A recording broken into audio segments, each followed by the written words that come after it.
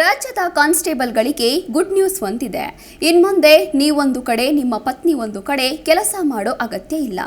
ಒಂದೇ ಜಿಲ್ಲೆಯಲ್ಲಿ ಇಬ್ಬರಿಗೂ ಕರ್ತವ್ಯ ನಿರ್ವಹಿಸಲು ಸರ್ಕಾರ ಅವಕಾಶ ಮಾಡಿಕೊಡುವ ಸಾಧ್ಯತೆ ಇದೆ.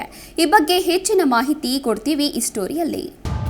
ಪತಿ ಪತ್ನಿ ಪ್ರಕರಣದಲ್ಲಿ ಪೊಲೀಸ್ ಕಾನ್ಸ್ಟೇಬಲ್ಗಳ ಅಂತರ ಜಿಲ್ಲಾ ವರ್ಗಾವಣೆಗೆ ಕ್ರಮ ಕೈಗೊಳ್ಳುವಂತೆ ಗೃಹ ಸಚಿವ ಜಿ ಪರಮೇಶ್ವರ್ ಅವರು ರಾಜ್ಯ ಪೊಲೀಸ್ ಮಹಾನಿರ್ದೇಶಕರಿಗೆ ಸೂಚನೆ ನೀಡಿದ್ದಾರೆ.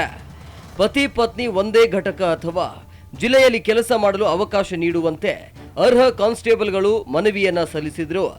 ಭರವಸೆ ನೀಡಿದ್ದ ಸರ್ಕಾರ ಕೊಟ್ಟ ಮಾತು ಈಡೇರಿಸಿರಲಿಲ್ಲ.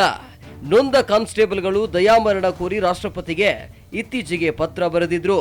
ಇದರ ಬೆನ್ನಲ್ಲೇ ಡಿಜಿ ಐಜಿಪಿಗೆ ಸೋಮವಾರ ಪತ್ರ ಬರೆದಿರುವ ಗೃಹ ಸಚಿವ ಲೋಕಸಭಾ ಚುನಾವಣೆ ಸಂಹಿತೆ ಜಾರಿಯಾಗುವ ಮುನ್ನ ಅರ್ಹ ಕಾನ್ಸ್ಟೇಬಲ್ಗಳ ವರ್ಗಾವಣೆ ಪ್ರಸ್ತಾವಗಳ ಬಗ್ಗೆ ಕ್ರಮ ಕೈಗೊಂಡು ವರದಿ ನೀಡಿ ಅಂತ ಸೂಚಿಸಿದ್ದಾರೆ.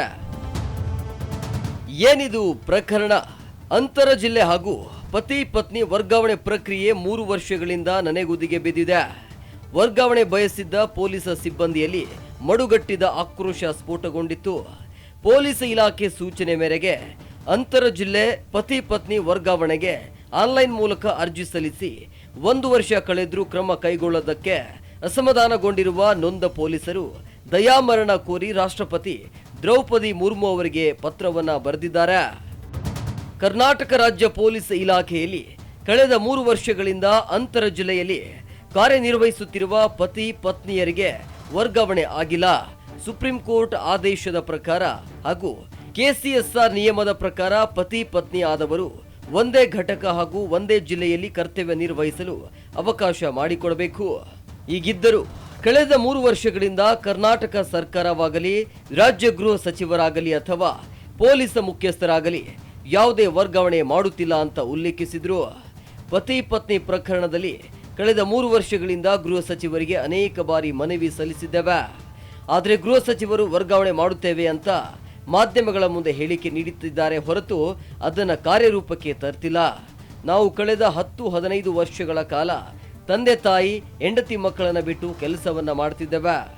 ನಾವು ಒಂದು ಕಡೆ, ಹೆಂಡತಿ ಒಂದು ಕಡೆ ನೌಕರಿ ಮಾಡುತ್ತಾ ಹೆತ್ತ ಮಕ್ಕಳ ಪಾಲನೆ ಮಾಡದೆ ತಂದೆ ತಾಯಿಯನ್ನು ಪೋಷಣೆ ಮಾಡಲಾಗದೆ ಜೀವನ ನಡೆಸುವಂತಾಗಿದೆ.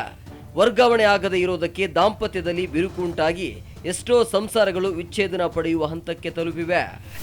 ಕೆಲವು ವಿಚ್ಛೇದನ ಆಗಿ ಹೋಗಿದೆ ಅಂತ ನೊಂದು ಪತ್ರ ಬರೆದಿದ್ರು. Bureau report, Zee Kannada news.